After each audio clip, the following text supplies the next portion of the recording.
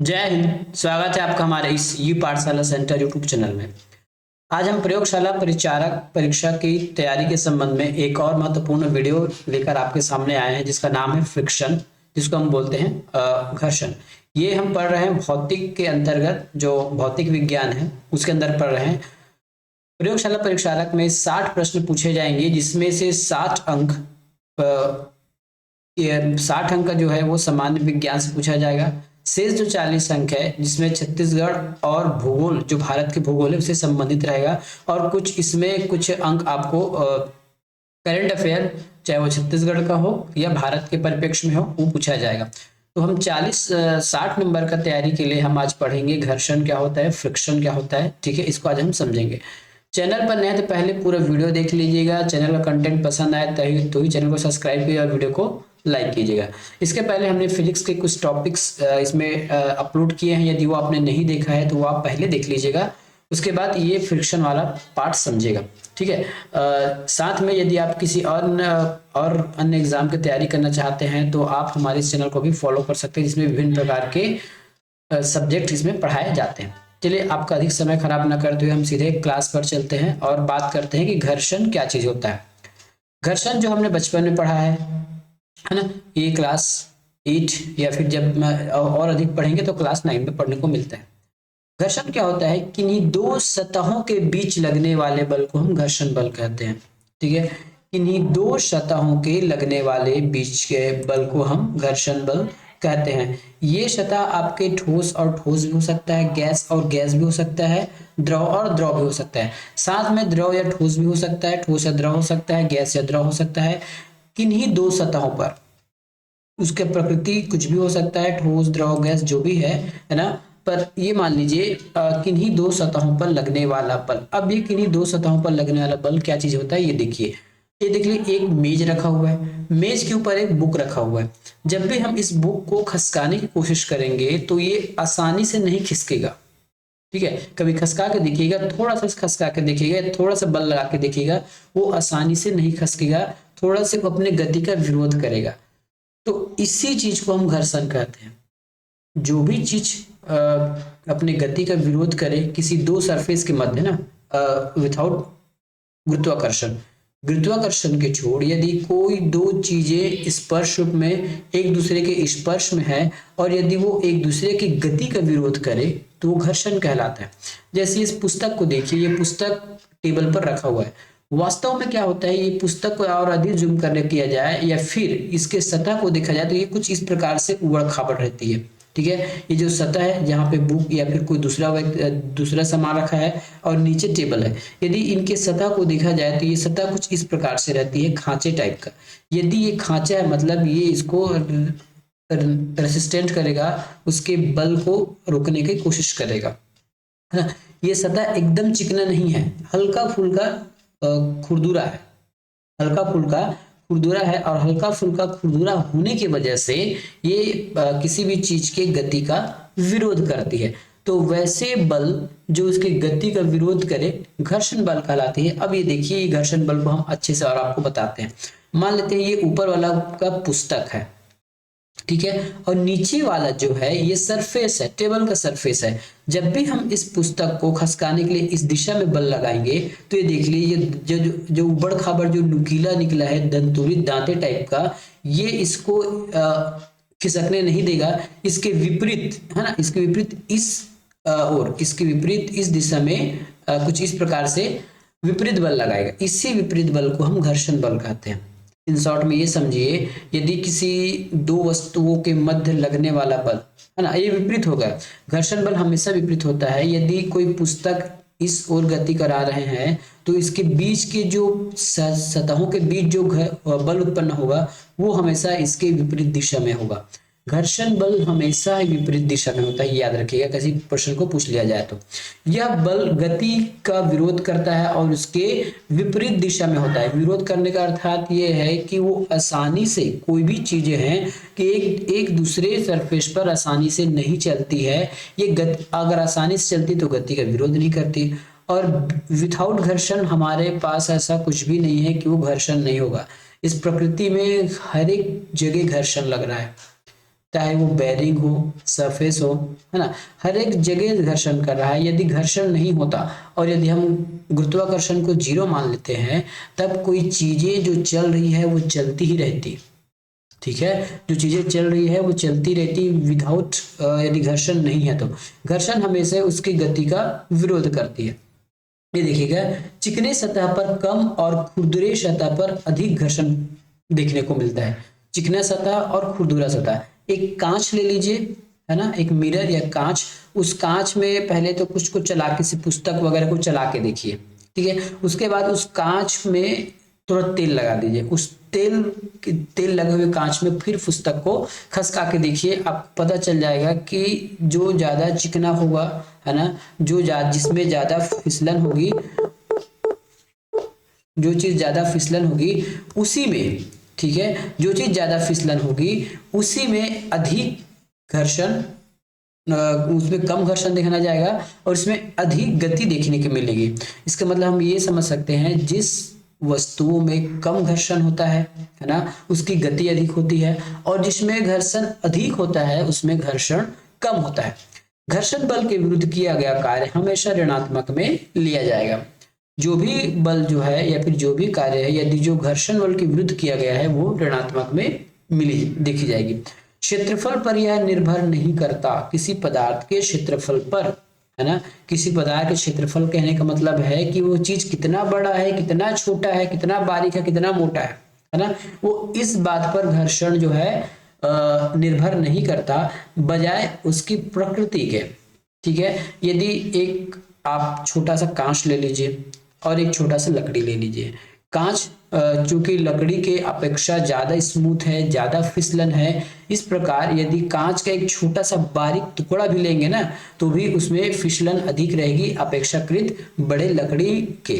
तो ये होता है कि कांच जो घर्षण है किसी क्षेत्रफल पर डिपेंड ना करके उसकी प्रकृति पर डिपेंड करती है। ठीक है, ये कुछ आपके दैनिक जीवन में घर्षण देखने को मिलेंगे। एक लड़के को देखिए, इस बड़े बॉक्स को खसकाने की कोशिश कर रहा है। क्योंकि ये सरफेस से जुड़ा होगा, किसी न किसी प्लेट से जुड़ा होगा, या धरती पर जुड़ा होगा, या फिर किसी अन्य टाइल्स वगैरह पर रखा होगा। तो देखिए, ये जो लड़का है इसको मोशन के लिए कुछ इस दिशा में गति कराना चाहता है, लेकिन जो फ्रिक्शन इसके उल्टा काम कर रहा है ना। यदि फ्रिक्शन का बल और व्यक्ति के लगाए गए बल यदि इक्वल हो जाते हैं, याद से सुनिएगा, यदि फ्रिक्शन का बल, फ्रिक्शन मतलब जो दो पदार्थों के सतहों के बीच जो बल लग रहा है वो बल, और कोई व्यक्ति या फिर अन्य माध्यम से लगने वाला बल यदि इक्वल हो गया, ठीक है, इक्वल हो गया, तब इस वस्तु में कोई भी गति देखने को नहीं मिलेगी। ठीक है, यदि फ्रिक्शन का बल और लगाए गए बल का मान यदि इक्वल हो जाता है, तब वस्तु में किसी प्रकार की गति देखने को नहीं मिलेगी। फ्रिक्शन का बल से अधिक, ठीक है, फ्रिक्शन के बल से अधिक यदि कोई बल लगाता है, तब किसी वस्तु में हमको घर्षण देखने, तब किसी वस्तु में हमको मूवमेंट्स देखने को मिलेगी, गति देखने को मिलेगी। आगे और समझेंगे इसको। जैसे ये देखिए, घर्षण हमारे दो प्रकार के होते हैं। एक होता है स्थितिक घर्षण, ठीक है, और तीन प्रकार के होते हैं। इसको हम एक और डिवाइड कर देंगे गति के नाम से, लेकिन हम तीन प्रकार के मानेंगे। घर्षण एक प्रकार का होगा स्थितिक, दूसरे प्रकार का होगा सर्पी, और तीसरे प्रकार का होगा लोटनी घर्षण। ठीक है, तीसरे प्रकार का होगा लोटनी घर्षण। अब स्थितिक घर्षण क्या होता है ये देखिए, यदि किसी वस्तु को, है ना, यदि किसी वस्तु को किसी सरफेस पर खिसकाया जाए, है ना, खिसकाया जाए, तब उस घर्षण को हम क्या कहते हैं, स्थितिक घर्षण कहते हैं। जब किसी वस्तु को किसी सतह पर खिसकाने पर जो बल लगाया जाता है, ठीक है, यदि किसी वस्तु को हमने खिसकाने पर जो बल लगा, ठीक है, खिसकाने पर जो बल लगा, और यदि वह वस्तु नहीं खिसकता है, ठीक है, और यदि वो वस्तु नहीं खिसकता है, तो इस स्थिति में क्योंकि अब क्यों नहीं खिसकेगा, क्योंकि दोनों के बीच घर्षण लग रहा होगा, तो उसी घर्षण को हम कहते हैं स्थितिक घर्षण। जैसे इस एग्जांपल में देखिए, जो आपको इमेज दिख रहा होगा, पहला वाला इमेज, इसमें देखिए, एक व्यक्ति है जो इस सोफे को खसकाने की कोशिश कर रहा है। इसने मान लेते हैं कुछ न्यूटन का बल लगाया, समथिंग कुछ न्यूटन का बल लगाया। कुछ न्यूटन के बल लगाने पर भी ये सोफा नहीं खिसक रहा है। इसका मतलब ये है कि इसमें स्थितिक घर्षण काम कर रहा है। ठीक है, तो क्या कहेंगे, इस सोफे और इस तल के नीचे लगने वाले बल को हम स्थितिक घर्षण बल कहेंगे। यदि स्थितिक घर्षण बल से अधिक मान से या फिर अधिक न्यूटन बल से इस सोफा को खिसकाया जाएगा, तब कहीं जाके इसमें कुछ मूवमेंट देखने को मिलेगी। ठीक है, तो ये होता है हमारा स्थितिक घर्षण। इसका परिणाम जो है लगाए गए बल के विपरीत दिशा में होता है। मतलब स्थितिक घर्षण का जो मान है लगाए गए विपरीत दिशा के बल के विपरीत दिशा में देखने को मिलता है। तो हमने क्या समझा, स्थितिक घर्षण क्या है, यदि कोई वस्तु को किसी सरफेस पर खिसकाया जाता है, सरकाया जाता है, ठीक है, तो उस वस्तु के साथ लगने वाला घर्षण बल स्थितिक घर्षण बल कहलाता है। अब हम देखते हैं सर्पी घर्षण क्या होता है। ठीक है, अब हम देखते हैं कि सर्पी घर्षण क्या होता है। जब कोई वस्तु को किसी सतह पर सरकाया जाता है, ठीक है, खिसकाना और सरकाना अलग चीज है। ये इसमें खिसकाया जा रहा है, ठीक है, इसमें जो खिसकाने का काम करे मतलब उसको धक्का देना है। और यदि कोई वस्तु किसी सतह पर सरक रही है, कहने का मतलब यदि आप इस प्रकार से कोई स्लोप बना लेते हैं, देखिए स्लोप बना लेते हैं, यदि इसी स्लोप पर कोई वस्तु सरक रही है, तब इनके बीच लगने वाले जो बल को हम क्या कहेंगे, स्पर्शी घर्षण कहेंगे। ठीक है, स्पर्शी घर्षण कहेंगे। जैसे कोई स्केचिंग करता है या फिर कोई इसे स्लोप डाउन बना दिया, उसके नीचे कुछ पत्थर लुढ़क गया, कोई सामान लुढ़क गया, तो उस प्रकार के जो घर्षण बल उसमें जो कार्य करेगा, तो उसमें लगने वाले घर्षण बल को सर्पी घर्षण बल कहेंगे। अगला है लोटनी घर्षण बल। ठीक है, अगला क्या है, लोटनी घर्षण बल। जब किसी वस्तु, ठीक है, जब कोई वस्तु किसी सतह पर सरकती है, सॉरी ये तो हमारा सर्पी घर्षण होगा, सतह पर लुढ़कती है, एक में खसकता है, एक में सरकता है, दूसरे में लुढ़कता है। देखिए अब इसको अंतर ऐसे समझिए। ठीक है, ये जो पहला वाला है स्थितिक वाले में खिसकाना, ठीक है, इसमें खिसकाया जाता है। पहले वाले ऑप्शन में ये खिसकाने वाला है, इसमें खिसका रहा है। पहला वाला देखिए स्टैटिक फंक्शन में खिसक रहा है ये, और इसमें सरक रहा है। देखिए खसकना और सरकना में अंतर है। खसकने से वो एक सिंपल वे में या फिर एक क्षैतिज गति में दर्शन गति करेगी, लेकिन जो सरकता है उसमें इस प्रकार की स्लो वर्क होगा, ये सरकने वाला है। अब लौटने का मतलब होता है यदि कोई चक्का या फिर हमारे दैनिक जीवन में हम क्या मान सकते हैं, यदि कोई व्हील है ना, यदि वो व्हील किसी सरफेस पर चल रही है, ठीक है, यदि कोई व्हील किसी सरफेस पर चल रही है, तो उस सरफेस और उस व्हील के बीच लगने वाले घर्षण बल को हम क्या कहेंगे, लोटने। कोई चीज किसी अन्य चीज पर सरक रही है तो उसको हम सर्पी घर्षण कहेंगे, और खिसक रही है तो स्थितिक घर्षण कहेंगे। अब इसके रोलिंग फ्रिक्शन के क्या क्या हो सकते हैं, जैसे आपके बॉल है, बेरिंग हो गया, पंखे में बेरिंग लगा होता है, मोटर में बेरिंग लगा है, तो उसमें भी कहीं ना कहीं घर्षण काम करता है, लेकिन उसमें सबसे कम घर्षण रहता है, तो उस घर्षण को हम कहेंगे रोलिंग घर्षण।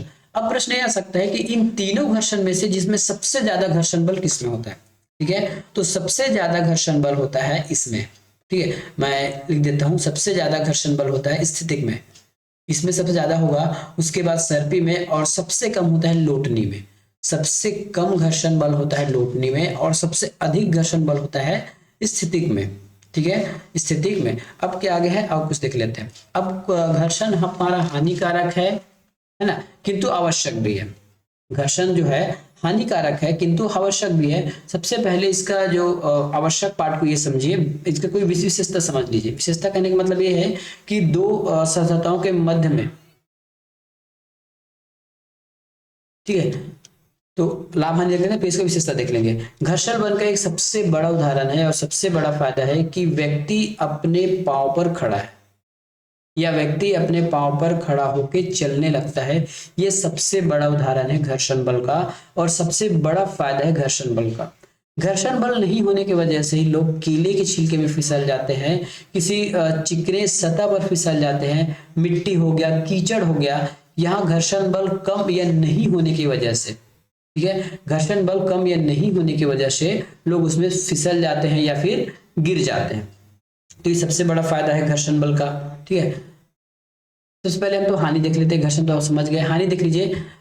घर्षण बल यदि हानिकारक क्या होता है घर्षण बल के, तो मशीनें घिस जाती है, ऊर्जा का परिवर्तन हो जाता है। ऊर्जा का परिवर्तन कितने होता है, उष्मा में। आप देखेंगे जब भी आपके घर कोई चीजें आपस में रगड़ाती है, रगड़ना बोलते हैं ना, जब कोई चीजें आपस में रगड़ाती है तो उसमें हीट उत्पन्न होता है, और उस हीट उत्पन्न करने के लिए अलग से ऊर्जा खर्च होता है, जिसको हम कहते हैं ऊर्जा का परिवर्तन, या फिर आम भाषा में बोल देते हैं कि ऊर्जा का खात्मा होना। वैसे ऊर्जा का खात्मा या फिर ऊर्जा खर्च, अन्य ऊर्जा जो है कभी भी खत्म नहीं होता, वो एक स्वरूप से दूसरे स्वरूप में बदल जाता है। घर्षण होने की वजह से ही जूते के सोल घिस जाते हैं। यदि घर्षण नहीं होता तो जूते के सोल नहीं घिसते, लेकिन बिना जूते के सोल के आप बिना घर्षण के आप पहनकर चल भी नहीं सकते। अधिक ऊर्जा की जरूरत पड़ती है, क्योंकि घर्षण को भी फेस करना है। किसी भी मशीन को हो गया, कोई चीजें हो गया, है ना, उसको घर्षण को भी फेस। अभी हमने देखा था उदाहरण, किसी भी चीज को यदि आपको सरकाना है तो उसमें जो घर्षण बल लग रहा है, ठीक है, यदि किसी चीज को आपको मूवमेंट करना है तो उसमें जो घर्षण बल रहा है, उस घर्षण बल से अधिक बल लगाएंगे तभी कोई चीजें अपनी जगह से मूवमेंट करेगी। तो जितना बल आप उस घर्षण बल के विरुद्ध काम कर रहे हैं वो हमारी फालतू चली जाती है। टायर घिस जाते हैं, उष्मा का उत्पन्न हो जाता है। कोई चीज जब आपस में रगड़ाएगी तो उसमें उष्मा का उत्पन्न हो जाता है।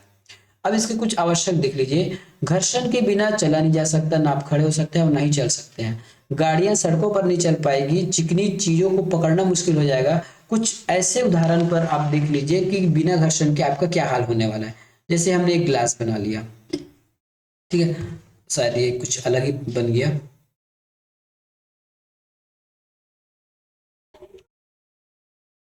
ये एक मैं ग्लास मान लेता हूँ, है ना।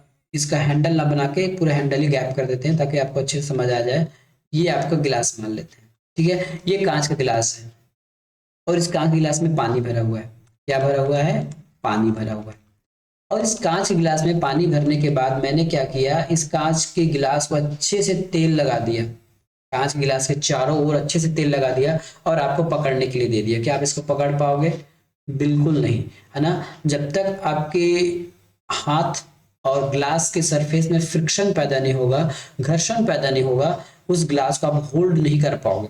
तो कहीं कहीं चीजें हमको घर्षण आवश्यक भी है और कहीं कहीं घर्षण की वजह से ही कुछ नुकसान हो जाती है या फिर हमको घर्षण कम करने की आवश्यकताएं पड़ जाती है।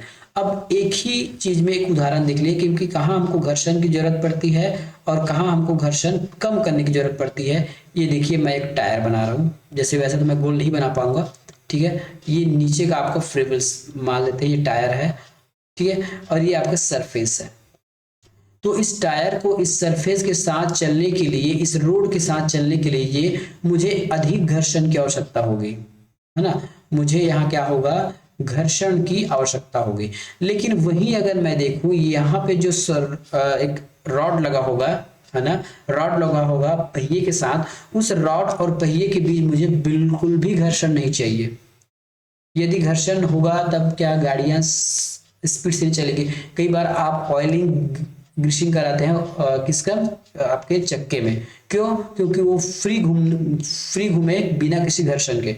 लेकिन वही एक जगह हमको घर्षण की आवश्यकता है और दूसरी जगह घर्षण नहीं चाहिए। तो इस प्रकार से घर्षण हमारा एक हानिकारक चीज है, साथ साथ हानिकारक होते हुए भी बहुत ही आवश्यक चीज है घर्षण, ठीक है। बहुत ही आवश्यक चीज है घर्षण।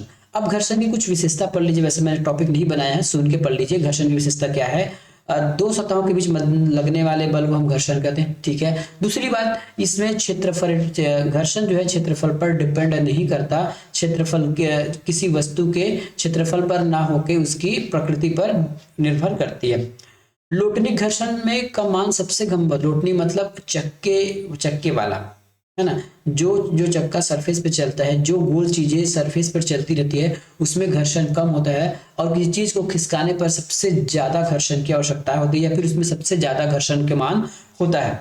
घर्षण बल को कम या ज्यादा किया जा सकता है, कुछ स्नेहक पदार्थ यूज करके उसको घर्षण को कम किया जा सकता है ना, ग्रीस ऑयलिंग इस प्रकार से। या फिर हम क्या कर सकते हैं, घर्षण कुछ मामलों में बढ़ाते भी हैं। टायर की जो आउट स्टेट है, जो आउटर सरफेस है, उसको कुछ नुकीलेदार, उसमें कुछ रफ बनाकर हम उसमें क्या करते हैं, अधिक घर्षण पैदा करते हैं। जैसे ये देखिए घर्षण को बढ़ाने घटाने के तरीके। बढ़ाने के लिए हम क्या रेत डाल सकते हैं, बिल्कुल रेत डाल सकते हैं। टायर जूते के शोर को खुरदरा बनाया जाता है। सड़क को रफ बनाया जाता है ताकि कोई गाड़ियां या फिर कोई लोग फिसल कर ना गिरे। विशेष प्रकार का आकार देकर भी हम घर्षण को बढ़ा सकते हैं। अब रेत कहाँ डाला जाता है ये देख लीजिए। यदि कोई जिम्नास्टिक होगा या फिर कबड्डी खेलने वाले को देखेंगे, वो खेलने से पहले अपने हाथों को रेत पर या फिर धूल से सानता है ना।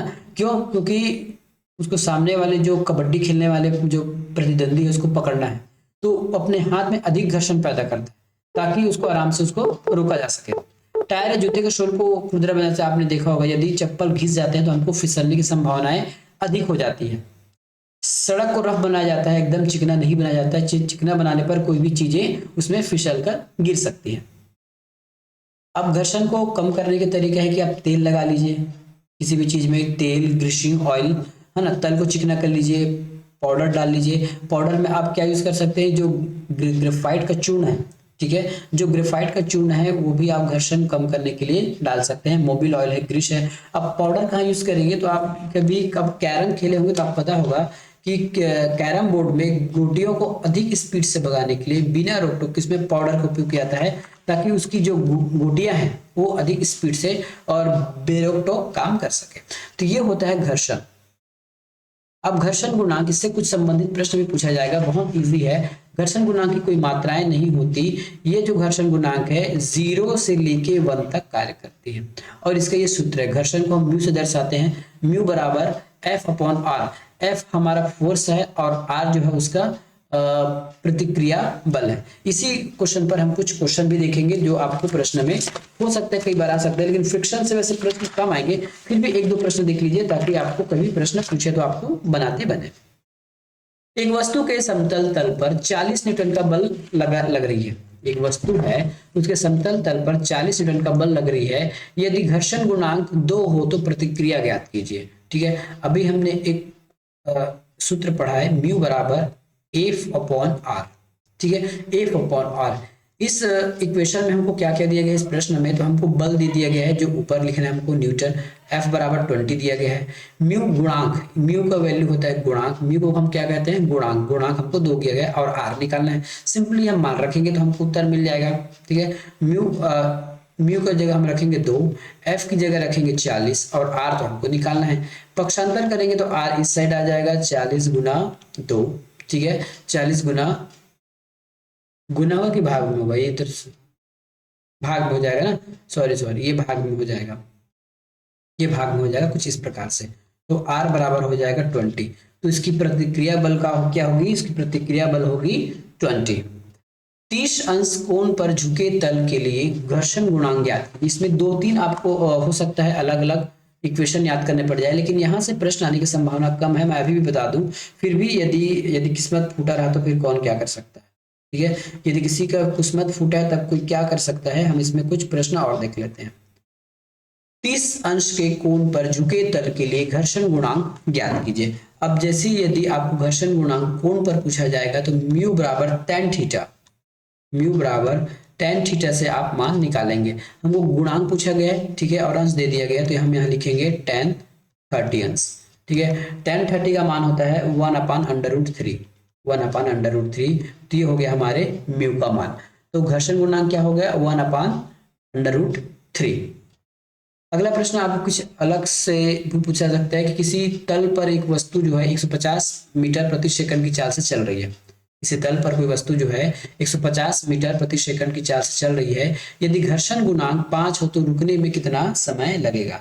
इस प्रकार से भी क्वेश्चन आपको पूछा जाएगा। तो टाइम बराबर आपको लिखना है v अपन जो वेग है, म्यू और जी यहाँ पे गुरुत्वीय त्वरण को दर्शाएगा।